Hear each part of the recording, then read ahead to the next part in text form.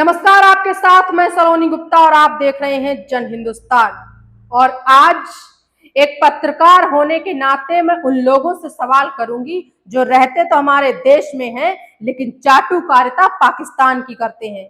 और मुझे यकीन है कि बॉलीवुड के कुछ तिलचट्टों को मेरे सवाल कांटे बनकर चुभेंगे जरूर। और जानकारी के लिए बता दूं कि बॉलीवुड के चंद लोग अपनी शोहरत की चकाचौंध में कुछ ज्यादा ही धुत रहते हैं, तो आज मैं उनका नशा उतार दूंगी।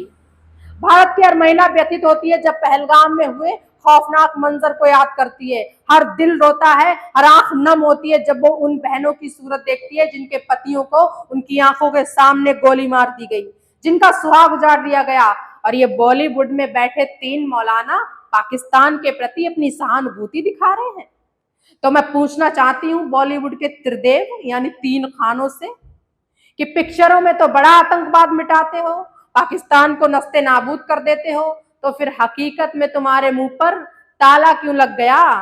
क्या इसलिए कि हिंदुस्तान से ज्यादा पाकिस्तानी फैन फॉलोइंग की चिंता सता रही है, या फिर इसलिए कि हिंदुस्तान की फैन फॉलोइंग पर तुम्हें भरोसा ही नहीं है क्योंकि आपको पता है कि हिंदुस्तान के लोग तुम्हारी हकीकत जानने के बाद तुम्हें तिनके की तरह फूंक मारकर उड़ा देंगे?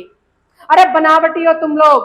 पहलगाम में जब हमला हुआ तब दिखावे के लिए कुछ लोग सामने आकर दुख जता रहे थे, लेकिन जब हमारी भारतीय सेना ने ऑपरेशन सिंदूर लॉन्च करके पाकिस्तान को धूल चटाई तो इन सब के होश उड़ गए।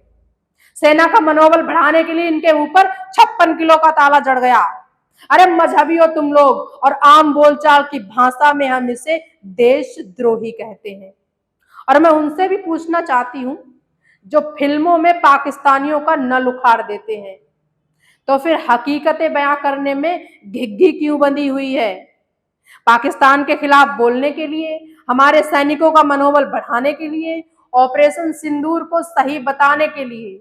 अरे तुम लोग सिर्फ कॉपी करना जानते हो, हमारे जवानों की कहानियों पर सिर्फ फिल्में बनाना जानते हो। पर्दे पर तो बहुत हीरो बनते हो, लेकिन हकीकत क्या है आज देश जानता है।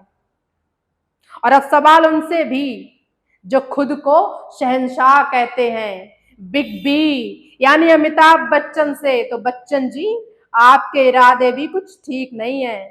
तो मैं पूछती हूँ कि क्या ट्विटर पर कोडवर्ड में ट्वीट करना नया फैशन है, या फिर भारत में बैठकर पाकिस्तानी रिश्तेदारों को खुफिया तरीके से हाय हेलो चल रही है? और अगर ऐसा है तो मैं बता देना चाहती हूँ कि पाकिस्तान के खिलाफ बोलने की अगर हिम्मत बची नहीं है तो ये चुप्पी चुप्पी का खेल खेलना बंद कर दीजिए। और अगर हिम्मत है तो शेर के समान आकर सामने बोलिए, गीदड़ की तरह पीछे मत हटिए। और एक बात और कि वो कहते हैं ना कि आस्था और भूख से बड़ा कुछ होता नहीं है, लेकिन उससे भी बढ़कर है देश प्रेम। और देश प्रेम पर अगर आहत होता है ना तो रगों में ज्वालामुखी फटता है।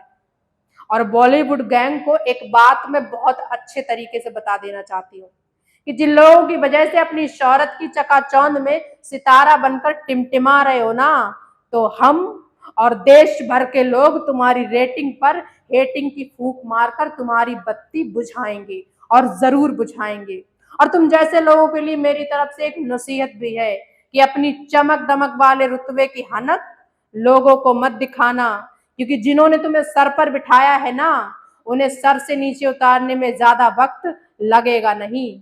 और इसी बात पर एक शेर भी याद आता है कि हम तो मर मिटे उनकी तिरछी निगाहों पर, हमें क्या पता था कि सनम टेढ़ा ही देखते हैं। मेरे कहने का मतलब है कि लोगों को लग रहा था कि बिग बी बहुत सुलझे हुए व्यक्ति हैं, बड़े दिल वाले हैं, लेकिन लोगों को क्या पता था कि ये अंदर से उतने ही काले हैं। तो हम भी देखते हैं किसमें कितना जहर है, क्योंकि हम है ना, हम अपने तीखे और पैने सवालों से तुम्हारे विष का वमन जरूर करेंगे। नमस्कार।